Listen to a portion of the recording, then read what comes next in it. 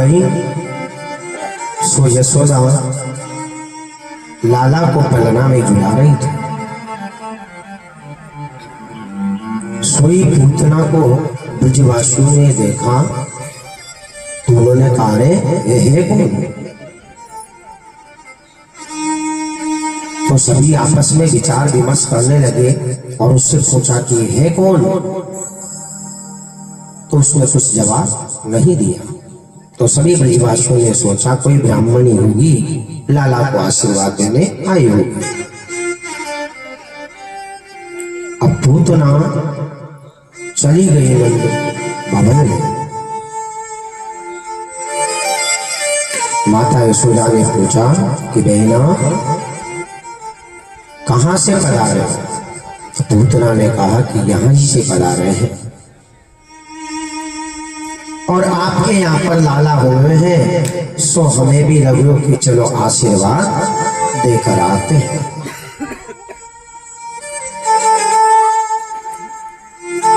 अब नंदरानी ने सोचा कि कोई ब्राह्मणी आई है, सो लाला को आशीर्वाद देगी।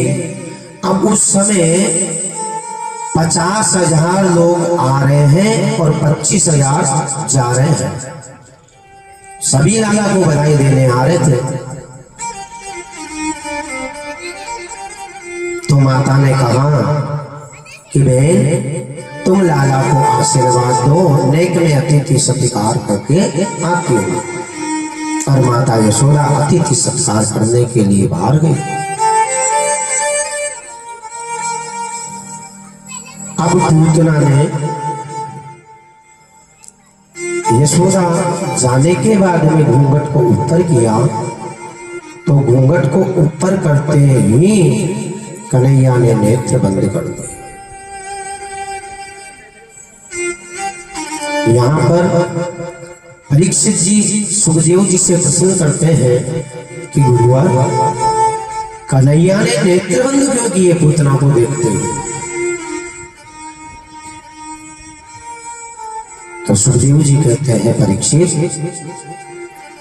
भगवान ने शायद नेत्र बंद करके ये सोचा होगा कि हम राम अवतार में आए तब भी हमने सबसे पहले राक्षसी को मारना पड़ा, और कृष्ण अवतार में आए तो ये देखो पूतना मौसी सबसे पहले ये हमें मारने आई।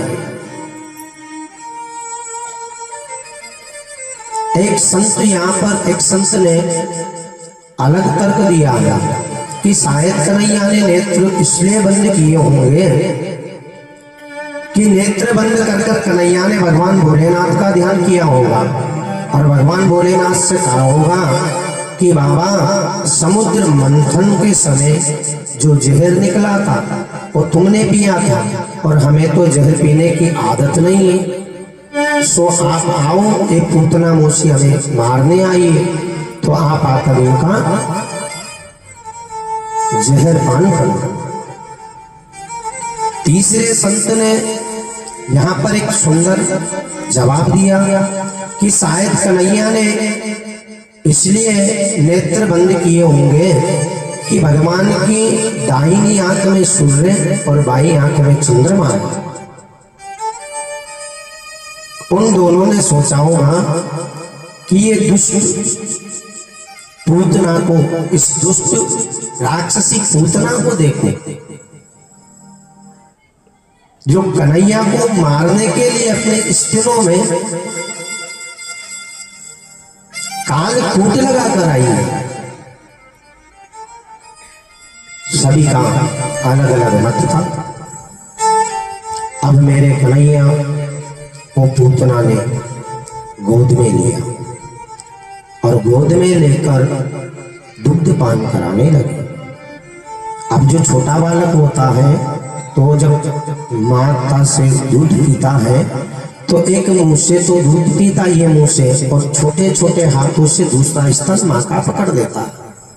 आज मेरे कन्हैया ने पूतना का दूध पी रहे हैं और एक हाथ से पूतना के दूसरे स्तन को मेरे कन्हैया ने पकड़ लिया। अब कन्हैया पूतना मन में सोच रही है कि कन्हैया एक दो घूंट दूध पिएंगे और मर जाएंगे।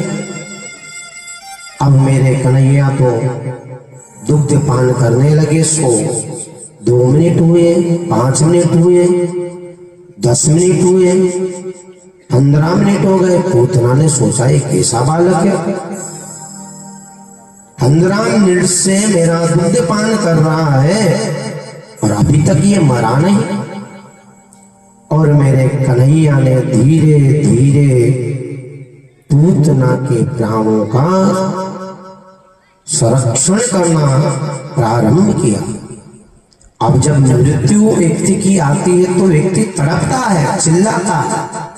और आज पूतना जोर से चिल्ला रही है। सोई मेरे कन्हैया कितने दिन के थे जब पूतना आई थी? जब 6 दिन के कन्हैया थे और 7वें दिन पूतना आई थी। अष्टमी को कन्हैया ने जन्म लिया और चतुर्दशी को पूतना कन्हैया को मारने आई थी।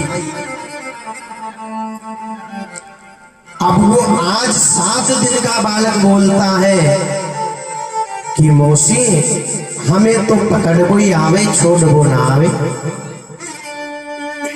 अब पूतना ने सोची हाय राम, ये 7 दिन का बालक भी बोल रहा है। मेरे कन्हैया ने पूतना के प्राणों को हर लिया और जैसे ही प्राण पूतना के शरीर से निकले सो पूतना नंद रानी के महल के आगे आकर धड़ाम से गिरी। अब पूतना गिरी तब पूतना का शरीर कितना लंबा हो गया होगा, क्योंकि राक्षसी थी। हमारे संतजन बताते हैं कि 18 किलोमीटर तक पूतना का शरीर गिरा और 18 किलोमीटर दूरी तक जितने भी पेड़ पौधे थे सब पूतना के नीचे दबकर चकनाचूर हो गए।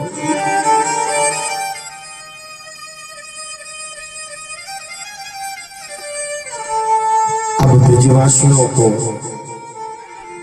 बड़ी मुसीबतों का सामना करना पड़ा और सभी ब्रजवासी नंदरानी से कहने लगे कि अरे ये क्या किया तुमने लाला का ध्यान क्यों नहीं रखा? ये राक्षसी भी लाला को मार डालती तो। अब नंदरानी कहे कि मोहे क्या मालूम कि राक्षसी है, मोहे तो ऐसा लगे कि कोई ब्राह्मणी आई है लाला को आशीर्वाद देने, लेकिन मैंने लाला को ढीला छोड़ दिया। अब आज सभी ब्रजवासी गोपवालिन कन्हैया को पूतना के शरीर से उठाकर लेकर आए और गौशाला में ले गए। अब राक्षसी के हाथ में कन्हैया थे, सोई सब ब्रजवासी लाला को गोमूत्र से स्नान करा रहे। गौ धूली लाला के शरीर पर लगा रहे हैं। एक पुरोहितनी लाला को गाय की पूंछ से जारा लगा रही है।